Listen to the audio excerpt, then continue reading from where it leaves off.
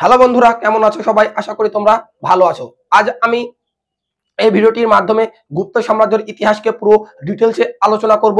তাই তোমরা যারা ক্লাসটি দেখবে, ক্লাসটিকে স্কিপ না করে প্রথম থেকে পুরোটা দেখার চেষ্টা করো। তাহলে গুপ্ত সাম্রাজ্য সম্পর্কে তোমাদের পুরো কনসেপ্ট ক্লিয়ার হয়ে যাবে। আজ আমি মূলত গুপ্ত সাম্রাজ্যের পার্ট 2 এই ক্লাসটি করাবো। এর পূর্বে আমি গুপ্ত সাম্রাজ্যের পার্ট 1 করিয়েছি, যেখানে আমি গুপ্ত সাম্রাজ্য প্রতিষ্ঠাতা শ্রীগুপ্ত এবং তার পুত্র ঘটোৎকচ এবং প্রথম চন্দ্রগুপ্ত এবং তার পুত্র সমুদ্রগুপ্ত এই চারজন রাজা সম্পর্কে পুরো ডিটেলসে আলোচনা করেছি। যারা এই ক্লাসটি দেখোনি এখনো, তারা আমার ইউটিউব চ্যানেলে গিয়ে ক্লাসটিকে অবশ্যই দেখো। তাহলে তোমরা এই পরবর্তী শাসক অর্থাৎ দ্বিতীয় চন্দ্রগুপ্ত, তার পরবর্তী শাসক আমরা দেখতে পাই কুমারগুপ্ত প্রথম এবং স্কন্দগুপ্ত, এই যে সকল রাজাগুলোর কথা আজকে আমি ডিটেলসে আলোচনা করব, তার সঙ্গে তোমরা রিলেট করতে পারবে। নমস্কার, আমি সৌরভ মন্ডল, তোমাদের সকলকে স্বাগত জানাই সৌরভ মন্ডল ক্লাসেস ইউটিউব চ্যানেলে। তাহলে চলো শুরু করি। তাহলে আমরা সবাই জানি যে সমুদ্রগুপ্তের পরবর্তী যিনি শাসক গুপ্ত সাম্রাজ্যকে শাসন করেছিলেন তিনি হলেন কে? দ্বিতীয় চন্দ্রগুপ্ত। আর এই দ্বিতীয় চন্দ্রগুপ্ত তার পিতা সমুদ্রগুপ্ত থেকেও একটি বৃহৎ সাম্রাজ্য গড়ে তুলেছিলেন বলে আমরা জানতে পারি। আর দ্বিতীয় চন্দ্রগুপ্তের পিতা যে সমুদ্রগুপ্ত একজন শক্তিশালী রাজা ছিলেন তার আমরা পরিচয় পেয়ে থাকি, কেননা তিনি উত্তর ভারতে 9 জন এবং দক্ষিণ ভারতে 12 জন রাজাকে পরাজিত করেছেন বলে আমরা বিভিন্ন বইতে লেখা দেখতে পারি। কিন্তু তিনি উত্তর ভারত থেকে দক্ষিণ ভারতে সরাসরি তিনি রাজত্ব করেননি। তিনি এখানে একটি নীতি অনুসরণ করেছিলেন যার নাম হলো কি? গ্রহণ পরীক্ষ নীতি। যার অর্থটা কি হলো যে প্রথমে তিনি যুদ্ধের মাধ্যমে সেই সকল রাজাদেরকে পরাজিত করতেন এবং তাদের রাজ্য পুনরায় তাদেরকে ফেরত দিয়ে সেখান থেকে তিনি ট্যাক্স বা কর আদায় করতেন। এই নীতিটাকেই বলে কি বলা হয়? গ্রহণ পরিমক্ষ নীতি। আর এই নীতি গ্রহণ করেছিলেন কে? সমুদ্রগুপ্ত। কারণ তিনি উত্তর ভারত থেকে দক্ষিণ ভারতে তিনি রাজত্ব করেননি, কারণ যখন তিনি দক্ষিণ ভারতে রাজত্ব করবেন তখন উত্তর ভারতে প্রোটেক্ট করার মতো কোনো শাসক সেখানে থাকবে না, সেই কারণে বহিঃশত্রুর আক্রমণ হতে পারে এই ভেবে তিনি এই দক্ষিণ ভারতের ক্ষেত্রে গ্রহণ পরিমক্ষ নীতিকে গ্রহণ করেছিলেন। এই সমুদ্রগুপ্তের পরে শাসক হন তার উত্তরাধিকার সূত্রে তার পুত্র দ্বিতীয় চন্দ্রগুপ্ত। এই দ্বিতীয় চন্দ্রগুপ্ত সিংহাসনে বসার পরেই তিনি পিতার সাম্রাজ্যটাকে আরো সামনের দিকে এগিয়ে নিয়ে যাওয়ার জন্য তিনি বৈবাহিক সম্পর্ক গড়ে তুলেছিলেন বলে আমরা জানতে পারি। তিনি নাগা রাজকুমারী কুবের নাঙ্গাকে বিবাহ করেছিলেন এবং তাদের একটি কন্যা সন্তান ছিল যার নাম ছিল প্রভাবতী। তাহলে আমরা কি দেখলাম যে এই দ্বিতীয় চন্দ্রগুপ্ত কাকে বিবাহ করেছিলেন? এই দ্বিতীয় চন্দ্রগুপ্ত নাগা রাজকুমারী কুবের নাঙ্গাকে তিনি বিবাহ করেছিলেন এবং তাদের একটি কন্যা সন্তান ছিল যার নাম ছিল কি? প্রভাবতী। এই প্রভাবতী আবার একজন বাকাটক রাজকুমার দ্বিতীয় রুদ্রসেনকে বিবাহ করেছিলেন। এর ফলে কুবের নাঙ্গা বংশ এবং কুবের নাঙ্গা সঙ্গে অর্থাৎ নাঙ্গা বংশ এবং এদিকে বাকাটক বংশের সঙ্গে তাদের একটি মৈত্রী সম্পর্ক গড়ে ওঠে। তাহলে আমি কি বললাম যে দ্বিতীয় চন্দ্রগুপ্ত বিবাহ করেছিলেন নাঙ্গা বংশের রাজকুমারী কুমার দেবীকে। তাহলে ওইদিকে নাঙ্গা বংশ এবং এর পুত্র অর্থাৎ দ্বিতীয় চন্দ্রগুপ্তের কন্যা ছিলেন কে? প্রভাবতী। এই প্রভাবতী আবার বিবাহ করেছিলেন একজন বাকাটক রাজকুমার দ্বিতীয় রুদ্রসেনকে। এই কারণে বাকাটক বংশ এবং নাঙ্গা বংশের সঙ্গে তার একটি সম্পর্ক বা মৈত্রী সম্পর্ক গড়ে ওঠে। এই কারণে গুপ্ত সাম্রাজ্য আরো বেশি স্ট্রং বা পাওয়ারফুল হয়ে উঠেছিল বলে আমরা জানতে পারি। এই কারণে গুপ্ত সাম্রাজ্যের শাসক দ্বিতীয় চন্দ্রগুপ্ত তার পিতা সমুদ্রগুপ্তের তুলনায় আরো বৃহৎ সাম্রাজ্য গড়ে তুলতে পেরেছিল। আর এই সাম্রাজ্যটাকে তিনি সঠিকভাবে নিয়ন্ত্রণ করার জন্য তিনি একটি নতুন রাজধানী পত্তন করেন, যেটি ছিল উজ্জয়িনী। আর গুপ্তদের পূর্বের রাজধানী ছিল কোথায়? পূর্বের রাজধানী ছিল পাটলিপুত্র।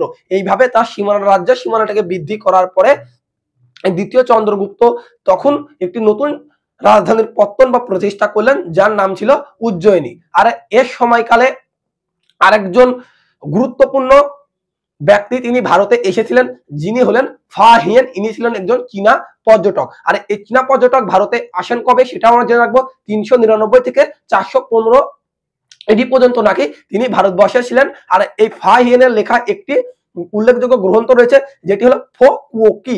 এটা বিভিন্ন পরীক্ষাতে আসে। ফো কুও কি এর রচয়িতা কে? তোমরা তাহলে উত্তর করবে কে? ফা হিয়েন। আর এই যে দ্বিতীয় চন্দ্রগুপ্ত তিনি উপাধি ধারণ করেছিলেন বিক্রমাদিত্য এবং শকারি। আমরা জানতে পারি যে উজ্জয়িনীতে একজন প্রথম বিক্রমাদিত্য এই উপাধিটি ধারণ করেছিলেন বলে আমরা জানতে পারি। এই তিনি কত খ্রিস্টাব্দে এটি ধারণ করেছিলেন? 78 খ্রিস্টাব্দে এটি ধারণ করেছিলেন বলে আমরা জানতে পারি যে উজ্জয়িনীর একজন শাসক ছিলেন যিনি এই বিক্রমাদিত্য উপাধিটি ধারণ করেছিলেন এবং সেখানে একটি নতুন যুগ গণনার পদ্ধতি বিক্রম সম্বত তিনি চালু করেছিলেন বলে আমরা জানতে পারি।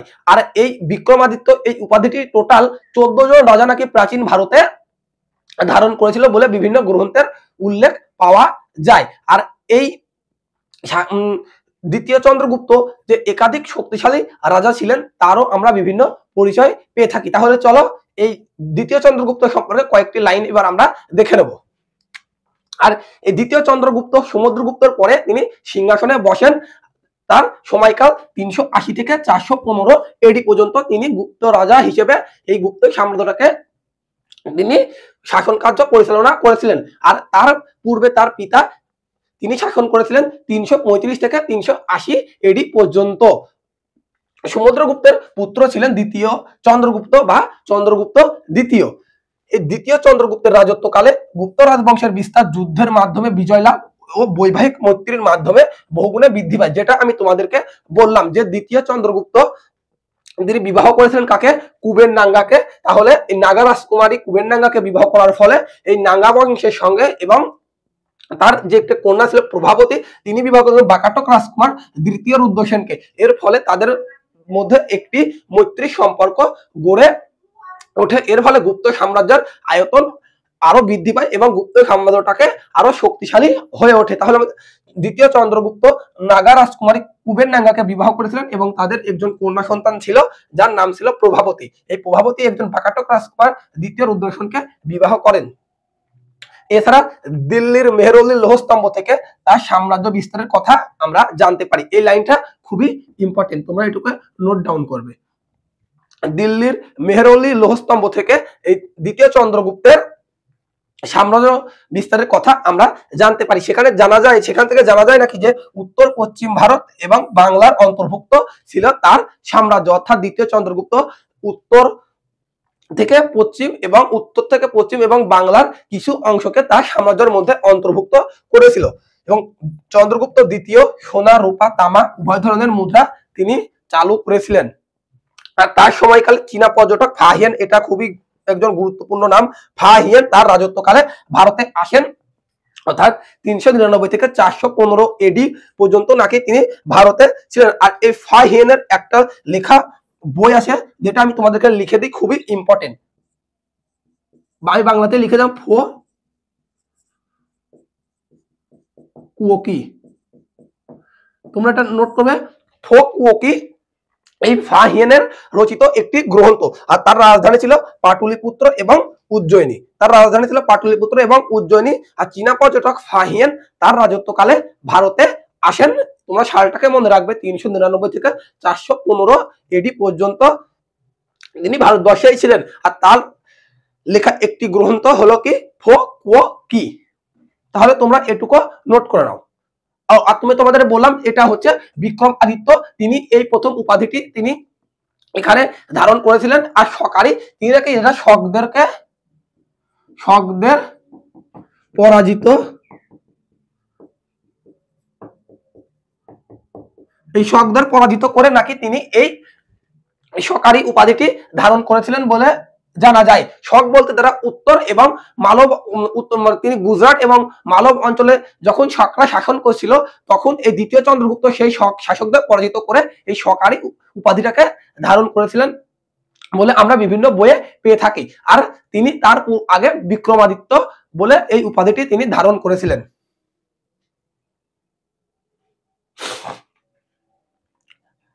তাহলে তোমরা এটুকু নোট করে নাও।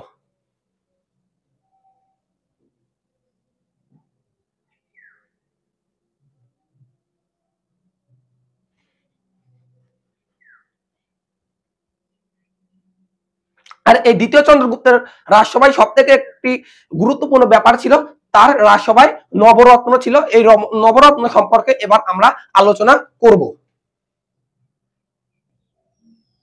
তাহলে এবার আমরা চন্দ্রগুপ্তর যে রাজসভায় যে 9 জন নবরত্ন ছিল সেগুলো নিয়ে এবার আমরা আলোচনা করব। তার আগে আমি বলে দিই তোমাদের যে দ্বিতীয় চন্দ্রগুপ্ত যখন তিনি নতুন রাজধানী প্রতিষ্ঠা করলেন, যার নাম ছিল কি বললাম তোমাদের, উজ্জয়িনী। আর এই উজ্জয়িনীতে তিনি কয়েকজন বিশিষ্ট ব্যক্তিদেরকে তিনি পৃষ্ঠপোষকতা লাভ করেছিলেন, অর্থাৎ সেই সময়কার তিনি 9 জন গুণী ব্যক্তিদের পৃষ্ঠপোষকতা লাভ করেছিলেন। কোথায়?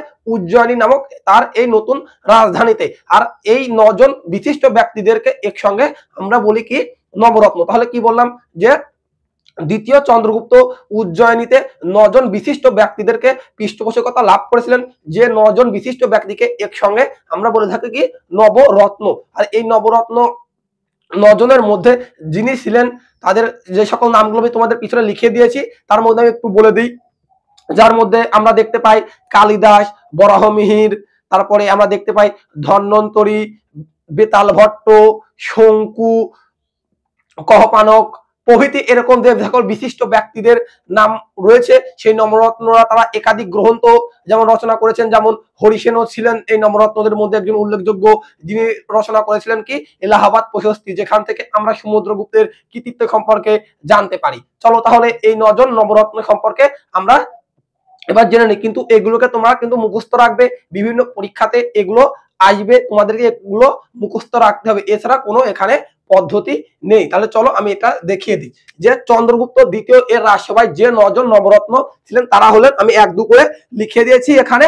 এই নবরত্ন তারা ছিলেন কোন রাজধানীতে? তার রাজধানী আমি এখানে লিখে দিই, রাজধানী বা ক্যাপিটাল রাজধানী উজ্জয়িনী।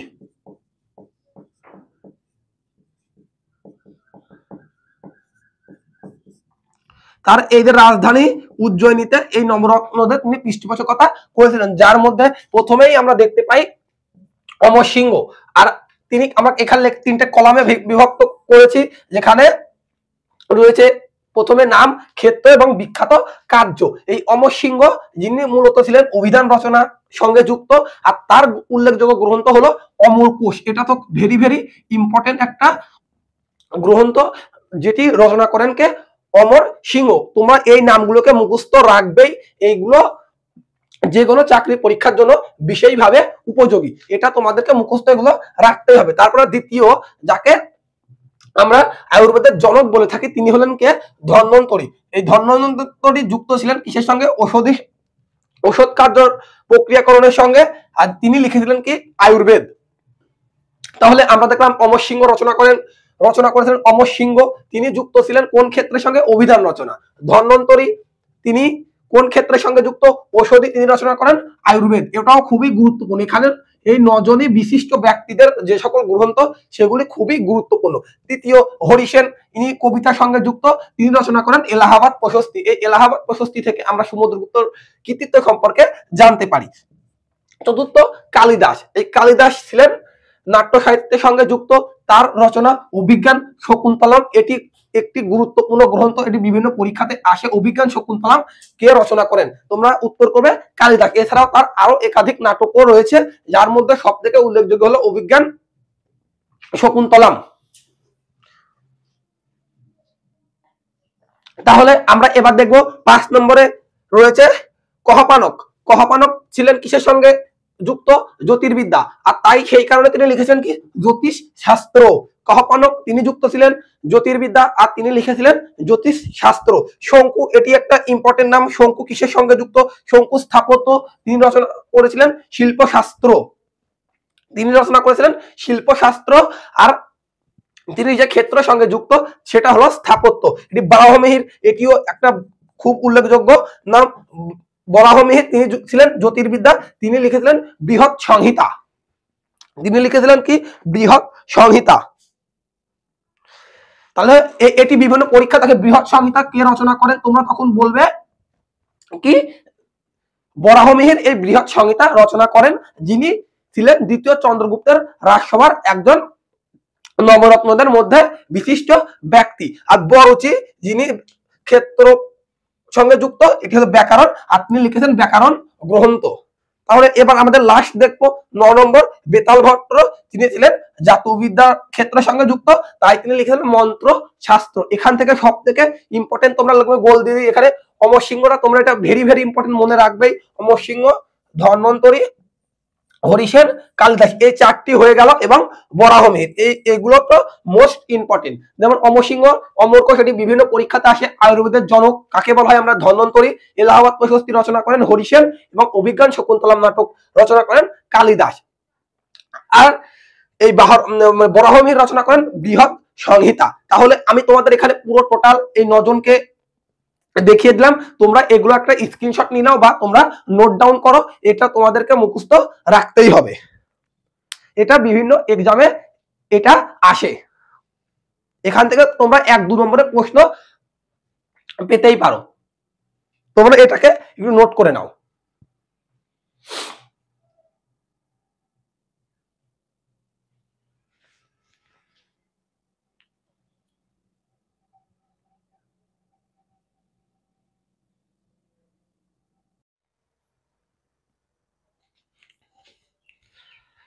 তাহলে এবার আমরা দেখব এই গুপ্ত সাম্রাজ্যের 6তম শাসক, যিনি ছিলেন দ্বিতীয় চন্দ্রগুপ্তের পুত্র প্রথম কুমারগুপ্ত। আর এই প্রথম কুমারগুপ্ত উত্তরাধিকার সূত্রে তিনি এই গুপ্ত সাম্রাজ্যের শাসক হিসেবে এই সিংহাসনটাকে লাভ করেছিলেন।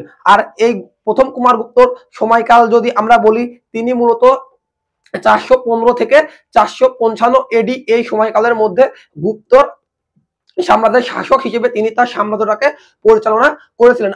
আমরা সবাই জানি যে কোনো রাজা বা কোনো একজন গুরুত্বপূর্ণ ব্যক্তি সম্বন্ধে জানতে হলে আমাদের কোনো লেখনীর উপরে আমাদেরকে নির্ভর করতে হয়। এখানেও প্রথম কুমারগুপ্ত সম্পর্কে আমরা জানতে পারি বিলসান, মান্দাসোর এবং মধ্যপ্রদেশের তুমেন শিলালিপি থেকে আমরা এই প্রথম কুমারগুপ্ত সম্পর্কে জানতে পারি। তাহলে কোথা থেকে আমরা জানতে পারি?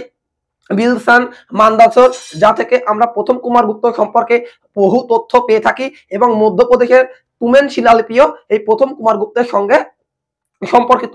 আর তিনিও নাকি অশ্বমেধ যজ্ঞ করতেন বলে আমরা জানতে পারি। আর প্রথম কুমারগুপ্ত একটি গুরুত্বপূর্ণ কাজও করেছিলেন, তিনি নালন্দা বিশ্ববিদ্যালয়ের ভিত্তি স্থাপন করেছিলেন, যা সেই সময়কালে আন্তর্জাতিক শিক্ষা প্রতিষ্ঠান হিসেবে একটি বিশ্ব পর্যায়ে উন্নতি লাভ করেছিল। অর্থাৎ তিনি প্রথম কুমারগুপ্ত নালন্দা বিশ্ববিদ্যালয় প্রতিষ্ঠা করেছিলেন, যা আন্তর্জাতিক স্বীকৃতি লাভ করেছিল। আর এই প্রথম কুমারগুপ্ত তিনি একাধিক উপাধিও ধারণ করেছিলেন, যার মধ্যে মহেন্দ্রদিত্য, মহেন্দ্র সিং এবং অশ্বমেধা মহেন্দ্র। এই অশ্বমেধা মহেন্দ্র এই টাইটেলটা আমরা কুমারগুপ্তর মুদ্রা থেকে আমরা জানতে পারি। তাহলে আমরা কি দেখলাম যে প্রথম কুমারগুপ্ত ছিলেন দ্বিতীয় চন্দ্রগুপ্তের পুত্র। তিনি এই উত্তরাধিকার সূত্রে গুপ্ত সাম্রাজ্যের 6তম শাসক হিসেবে তিনি এই সিংহাসনে বসেছিলেন।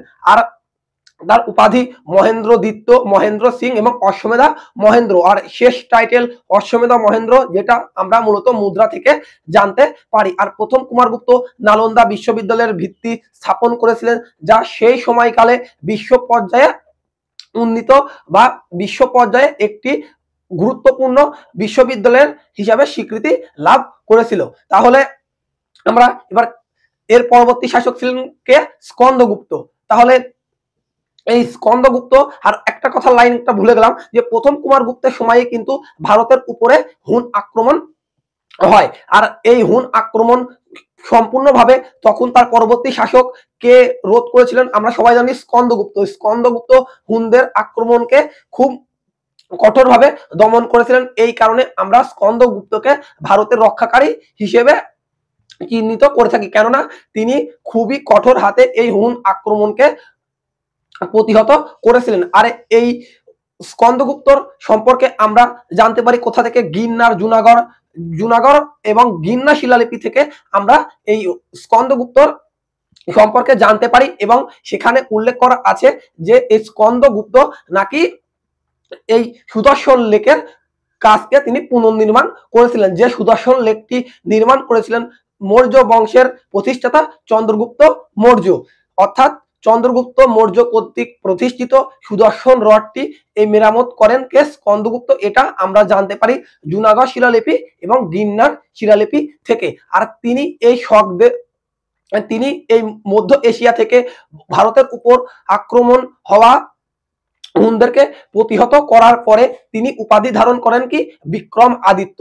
অর্থাৎ তিনি ভারতের উপরে হুন আক্রমণকে কঠোর হাতে দমন করার পরে তিনি উপাধি ধারণ করেন কি বিক্রম আদিত্য। তাহলে আমরা প্রথম কুমারগুপ্ত থেকে কটি লাইন পড়লাম যে প্রথম কুমারগুপ্ত ছিলেন দ্বিতীয় চন্দ্রগুপ্তের পুত্র, আর তিনি নালন্দা বিশ্ববিদ্যালয় প্রতিষ্ঠা করেছিলেন, যা সেই সময়ে একটি গুরুত্বপূর্ণ শিক্ষা প্রতিষ্ঠানে পরিণত হয়েছিল, বিশ্ব পর্যায়ে বা আন্তর্জাতিক হিসেবে স্বীকৃতিও লাভ করেছিল। আর এই প্রথম কুমারগুপ্ত তিনি উপাধি ধারণ করেছিলেন মহেন্দ্রদিত্য, মহেন্দ্র সিং এবং অশ্বমেধা মহেন্দ্র।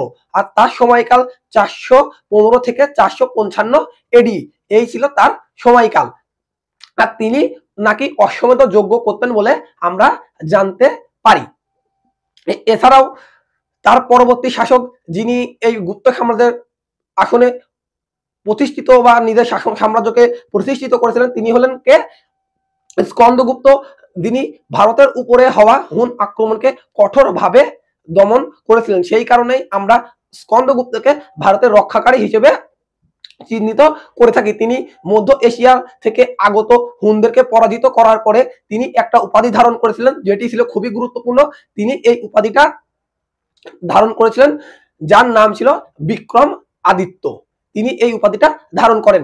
আর এই স্কন্দগুপ্ত নাকি সুদর্শন হ্রদ মেরামতি করেন, সেটাও আমরা জানতে পারি জুনাগড় এবং গিরনার শিলালিপি থেকে জানতে পারি যে এই স্কন্দগুপ্ত চন্দ্রগুপ্ত মৌর্য কর্তৃক প্রতিষ্ঠিত সুদর্শন লেকের পুনর্নির্মাণ করেছিলেন। আর এই চন্দ্রগুপ্ত দ্বিতীয়র পরে কুমারগুপ্ত এবং কুমারগুপ্ত দ্বিতীয়র পরে শাসক হন স্কন্দগুপ্ত। আর স্কন্দগুপ্তের পরে যে সকল রাজারা এই গুপ্ত সাম্রাজ্যের শাসন করেছিল তারা ছিল খুবই দুর্বল প্রকৃতির। অর্থাৎ স্কন্দগুপ্তই ছিলেন গুপ্ত সাম্রাজ্যের শেষ মহান শাসক। শেষতম বললে হবে বিষ্ণুগুপ্ত এবং সর্বশেষ মহান শাসক বললে কিন্তু উত্তর হবে স্কন্দগুপ্ত। কেননা তিনি হুন আক্রমণকে প্রতিহত করার জন্য তিনি একজন মহান শাসকের স্বীকৃতিও লাভ করেন বলে দাবি করা হয়। তাহলে আমরা কি বললাম যে স্কন্দগুপ্ত ছিলেন এই গুপ্ত সাম্রাজ্যের সর্বশেষ মহান শাসক। আর এই স্কন্দগুপ্তের পরে আমরা দেখতে পাবো বিভিন্ন শাসক, পুরুগুপ্ত, কুমারগুপ্ত দ্বিতীয়, তারপরে আমরা দেখতে পাবো বুদ্ধগুপ্ত, কুমারগুপ্ত তৃতীয়, নরসিংহগুপ্ত এবং তার পরবর্তী শাসক আমরা দেখতে পাবো বিষ্ণুগুপ্ত।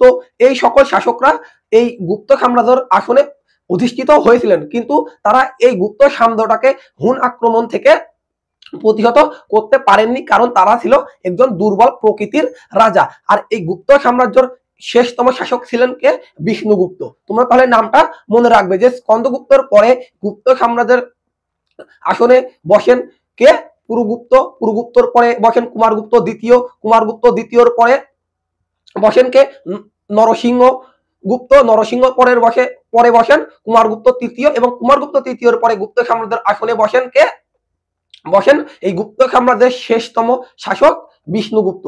এই বিষ্ণুগুপ্তই ছিলেন গুপ্ত সাম্রাজ্যের শেষতম শাসক, এটা তোমরা মনে রাখবে। তাহলে চলো এই লাইনগুলোকে আমরা একবার দেখে নিই। আরেকটা লাইন বলতে আমি ভুলে গেলাম যে এই যে কুমারগুপ্ত প্রথম, তিনি প্রথমে বৌদ্ধ ধর্মাবলম্বী হলেও তিনি পরে কার্তিকের পুজো করতেন। আর এই স্কন্দগুপ্ত সময়কালটা আমি বলতে ভুলে গেলাম, এই স্কন্দগুপ্তের সময়কাল 455 থেকে 467 এডি পর্যন্ত, অর্থাৎ 455 থেকে 467 এডি পর্যন্ত তিনি এই গুপ্ত সাম্রাজ্যের আসনে অধিষ্ঠিত ছিলেন। তাহলে এবার আমরা গুরুত্বপূর্ণ লাইনগুলোকে এক ঝলকে দেখে নেব।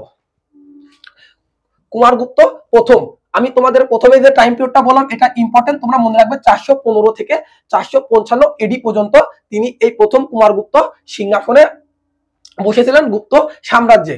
আর এই যে বিলসাদ মান্দাসো শিলালিপি থেকে কুমারগুপ্ত প্রথমের কথা জানা যায়। এই দুটো শিলালিপি তোমরা মনে রাখবে, আমি তোমাদের যেমনটা বললাম মান্দাসর এবং বিলসাদ শিলালিপি থেকে আমরা এই প্রথম কুমারগুপ্ত সম্পর্কে জানতে পারি। এছাড়াও মধ্যপ্রদেশের তুমেন শিলালিপিও প্রথম কুমারগুপ্তের সঙ্গে সম্পর্কিত।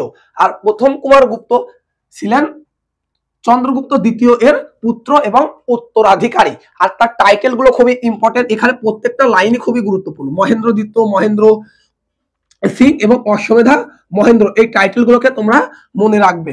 মহেন্দ্রদিত্য, মহেন্দ্র সিং এবং অশ্বমেধা মহেন্দ্র, যেটা মুদ্রায় তার উল্লেখ পাওয়া যায়। আর এটি একটি গুরুত্বপূর্ণ কাজ যেটি এই করার কারণেই কুমারগুপ্ত এত ফেমাস। নালন্দা বিশ্ববিদ্যালয়ের প্রতিষ্ঠা করেন কে? প্রথম কুমারগুপ্ত, যা আন্তর্জাতিক শিক্ষা প্রতিষ্ঠানের স্বীকৃতি লাভ করেছিল।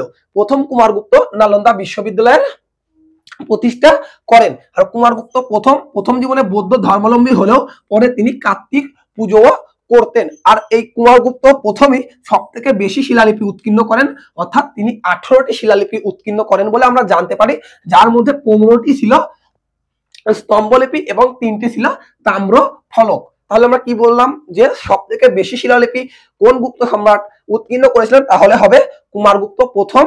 তিনি মোট 18টা শিলালিপি উৎকীর্ণ করেছিলেন এবং 15টি ছিল স্তম্ভলিপি এবং 3টি ছিল তাম্র ফলক। এবার আমরা দেখব গুপ্ত সাম্রাজ্যের সর্বশেষ সুমহান শাসক। গুপ্ত সাম্রাজ্যের সর্বশেষ সুমহান শাসক ছিলেন কে? স্কন্দগুপ্ত, যার সময়কালটা তোমরা মনে রাখবে 455 থেকে 467 এডি পর্যন্ত। আর স্কন্দগুপ্ত হুন আক্রমণ প্রতিহত করেন, সেই কারণে ভারতের রক্ষাকারীও তাকে বলা হয়ে থাকে। জুনাগড় গিন্না শিলালিপি থেকে জানা যায় তিনি সুদর্শন হ্রদ, এটা তোমরা ইম্পর্টেন্ট, এটা তোমরা মনে রাখবে, সুদর্শন হ্রদ মেরামত করেন। আর এটি নির্মাণ করেন চন্দ্রগুপ্ত মৌর্য। আমি তাহলে তোমাদের নির্মাণ করেন যিনি সেটার নামও বলে দিলাম, এবং মেরামত করেন কে? আবার রুদ্রদমনও কিন্তু এই সুদর্শন হ্রদটি মেরামত করেছিলেন বলে আমরা জানতে পারি, যিনি ছিলেন সাতবাহন বংশের একজন রাজা। তাহলে আমরা দেখলাম জুনাগড় শিলালিপি এবং গিন্না শিলালিপি থেকে জানতে পারি যে সুদর্শন হ্রদটি মেরামত করেন কে? স্কন্দগুপ্ত। আর তিনি টাইটেল ধারণ করেন বিক্রমাদিত্য হুনদের পরাজিত করার পরে। আর স্কন্দগুপ্তের পরে পুরগুপ্ত, কুমারগুপ্ত দ্বিতীয়, বুধগুপ্ত, নরসিংহগুপ্ত, কুমারগুপ্ত তৃতীয়, বিষ্ণুগুপ্ত রাজা হন। এই প্রত্যেক রাজাগুলি ছিলেন দুর্বল প্রকৃতির, এই কারণে তারা তাদের গুপ্ত সাম্রাজ্যকে দীর্ঘ সময় ধরে টিকিয়ে রাখতে ব্যর্থ হয়। আর বিষ্ণুগুপ্ত ছিলেন গুপ্ত সাম্রাজ্যের শেষতম শাসক। তাহলে আমি তোমাদেরকে আরেকবার রিকল করিয়ে দিই যে কুমারগুপ্ত প্রথম ছিলেন দ্বিতীয় চন্দ্রগুপ্তের পুত্র, যিনি উত্তরাধিকার সূত্রে এই গুপ্ত সাম্রাজ্যের সিংহাসনে অধিষ্ঠিত হন, এবং তার সময়কাল ছিল 415 থেকে 455 এডি। আর তিনি যে উপাধিগুলো ধারণ করেছিলেন, মহেন্দ্র দ্বিতীয়, মহেন্দ্র সিং এবং অশ্বমেধা মহেন্দ্র, এই 3টি উপাধি তিনি ধারণ করেছিলেন। আর আমরা এই মান্দাসর এবং তুমেন শিলালিপি, বিলসাদ, এগুলি থেকে আমরা প্রথম কুমারগুপ্ত সম্পর্কে আমরা বিভিন্ন তথ্য পেয়ে থাকি। আর এই প্রথম কুমারগুপ্তই গুপ্ত রাজাদের মধ্যে সব থেকে বেশি শিলালিপি উৎকীর্ণ করেছিলেন, অর্থাৎ তিনি 18টি শিলালিপি উৎকীর্ণ করেন, যার মধ্যে 15টি ছিল স্তম্ভলিপি এবং 3টি ছিল তাম্র ফলক। আর এই প্রথম কুমারগুপ্ত সব থেকে গুরুত্বপূর্ণ কাজ, তিনি নালন্দা বিশ্ববিদ্যালয় প্রতিষ্ঠা করেন, যা আন্তর্জাতিক স্বীকৃতি লাভ করে শিক্ষা প্রতিষ্ঠান হিসেবে। আর এই প্রথম কুমারগুপ্ত তিনি প্রথমে বৌদ্ধ ধর্মাবলম্বী হলেও পরে তিনি কার্তিক পুজো করতেন বলেও আমরা জানতে পারি। এরপরে দেখব আমরা গুপ্ত বংশের শেষ সুমহান শাসক, যিনি ছিলেন স্কন্দগুপ্ত। আর তার সময়কালে আমরা ভারতের উপরে হুন আক্রমণ হতে দেখি। এই হুন আক্রমণকে স্কন্দগুপ্ত তিনি কঠোর হাতে দমন করেন বলে আমরা স্কন্দগুপ্তকে ভারতের রক্ষাকারী বলে আমরা উল্লেখ করে থাকি। আর এই স্কন্দগুপ্ত হুনদেরকে পরাজিত করার পরে তিনি একটি উপাধি ধারণ করেন, যেটিও খুবই ইম্পর্টেন্ট। সেই উপাধিটি হলো কি? বিক্রম আদিত্য, যেটি দ্বিতীয় চন্দ্রগুপ্ত ধারণ করেছিলেন। এমনও বলা হয় যে প্রাচীন ভারতের ইতিহাসে টোটাল 14 জন রাজা নাকি এই বিক্রমাদিত্য উপাধিটি ধারণ করেন, যার মধ্যে এই স্কন্দগুপ্ত নামটিও উল্লেখযোগ্য। তাহলে আমরা কি বললাম যে স্কন্দগুপ্ত সুমহান শাসক ছিল কোন রাজ্যের? গুপ্ত সাম্রাজ্যের। আর তিনি জুনাগড় এবং গিন্না শিলালিপি থেকে জানা যায় তিনি সুদর্শন লেকের পুনর্নির্মাণ করেন। আর এই স্কন্দগুপ্তের পরে আমরা দেখতে পাবো পুরুগুপ্ত, কুমারগুপ্ত দ্বিতীয়, তারপরে আমরা দেখতে পাবো বুধগুপ্ত, তারপর নরসিংহগুপ্ত, কুমারগুপ্ত তৃতীয় এবং বিষ্ণুগুপ্ত। এই সকল শাসকরা গুপ্ত রাজা হিসেবে সিংহাসনে প্রতিষ্ঠিত হয়েছিলেন ঠিকই, কিন্তু তারা ছিলেন দুর্বল প্রকৃতির, এই কারণে তারা তাদের সাম্রাজ্যটাকে টিকিয়ে রাখতে পারেনি। এরপরে হুন আক্রমণের দ্বারা এই গুপ্ত সাম্রাজ্যটাকে ধ্বংস হয়ে যায়। কিন্তু সর্বশেষের একটা আলোচনার বিষয় যে তাহলে দীর্ঘদিন ধরে রাজত্ব করা এই গুপ্ত সাম্রাজ্যের পতন কিভাবে হলো, সেটা নিয়ে আমরা এবার আলোচনা করি। প্রথমেই একাধিকবার ভারতের উপরে হুন আক্রমণ হতে থাকে, যা স্কন্দগুপ্ত কঠোর হাতে দমন করলেও তা পরবর্তী শাসকরা দমন করতে ব্যর্থ হয়। এটি ছিল প্রধান কারণ। অর্থাৎ মধ্য এশিয়া থেকে ভারতের উপর একাধিকবার বারবার হুন আক্রমণ ঘটে, যা স্কন্দগুপ্তের পরবর্তী শাসকরা সামাল দিতে ব্যর্থ হয়। আর এই বারবার হুন আক্রমণের ফলে গুপ্ত সাম্রাজ্যের অর্থনীতি ক্রমশ ভেঙে পড়ে। আর গুপ্ত সাম্রাজ্যের প্রথম দিকে শাসকরা মূলত বৈষ্ণব ধর্মের পৃষ্ঠপোষকতা অর্থাৎ হিন্দু ধর্মকে তারা পুনর্জীবিত করলেও এই পরবর্তী গুপ্ত শাসকরা মূলত বৌদ্ধ ধর্মকে তারা বেশি পৃষ্ঠপোষকতা করেছিল। এই কারণে ধীরে ধীরে এই গুপ্ত সাম্রাজ্যটাকে পতনের দিকে এগিয়ে যেতে থাকে। তাহলে আমরা কি বললাম যে হুনদের আক্রমণ, একাধিকবার হুন আক্রমণ এই গুপ্ত সাম্রাজ্যের পতনের যেমন একটি কারণ, তেমনিও বারবার হুন আক্রমণের ফলে গুপ্ত সাম্রাজ্যের অর্থনীতি ভেঙে পড়ে এবং পরবর্তী গুপ্ত শাসকরা বৌদ্ধ ধর্মকে বেশি অতিরিক্ত প্রমোট করায় অর্থাৎ পৃষ্ঠপোষকতা করেছিল। এই কারণে ধীরে ধীরে এই বৈষ্ণব বা হিন্দু ধর্মটাকে পৃষ্ঠপোষকতা কমে যায়। এই সকল একাধিক কারণের জন্যই আমরা দেখতে পারি যে এই গুপ্ত সাম্রাজ্য দীর্ঘদিন ধরে রাজত্ব করার পর তারা ধীরে ধীরে প্রাচীন ভারতের ইতিহাসে বিলীন হয়ে যায়। তাহলে আজকে গুপ্ত সাম্রাজ্যের ক্লাসটিকে পুরো ডিটেলসে আমরা কমপ্লিট করলাম। ক্লাসটি কেমন লাগলো কমেন্টে জানিও। আর যদি ক্লাসটি তোমাদের ভালো লাগে, কিছু শিখতে পারো, অবশ্যই একটা লাইক করো, বন্ধুদের মাঝে ক্লাসটি শেয়ার করো। আর আমার চ্যানেলে যারা নতুন, চ্যানেলটিকে অবশ্যই সাবস্ক্রাইব করে রাখো এরকম নিয়মিত হেল্পফুল ভিডিও পাওয়ার জন্য।